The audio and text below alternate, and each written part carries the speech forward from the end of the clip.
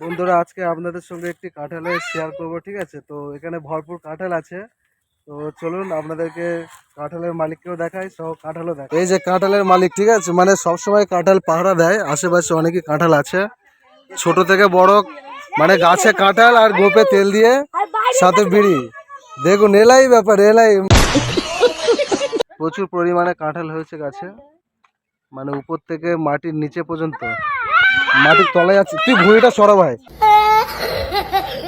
মাটির নিচেও থাকতে পারে, ঠিক আছে? কি কি কি কি কি প্রতিটা গাছের নিচে দেখুন দোলনা বাঁধা আছে। দেখুন উপরে দেখেছেন, সব ল্যাংচের মতো ঝুলছে। আচ্ছা, হাতের মুঠোয়। যাই হোক, আপনাদের ওখানে হলে মনে হয় কাঁঠাল এতক্ষণে চুরি হয়ে যেত। আরে বলুন, কি ওখানে হলে মনে হয় কাঁঠাল এতক্ষণে চুরি হয়ে যেত। প্রতিটা গাছে কাঁঠাল ভর্তি। এপাশেও দেখুন, কারো যদি কাঁটা লেগে থাকে তো অবশ্যই ওই যে মালিক আছে, মালিকের সঙ্গে কন্ট্যাক্ট করতে পারে। উনি হচ্ছে রাজা মশাই, ঠিক আছে? রাজার মতো,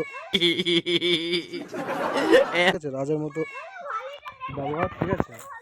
আরো দেখাচ্ছি, আরো গাছেতে কাঁঠাল আছে, ঠিক আছে? এই দেখুন,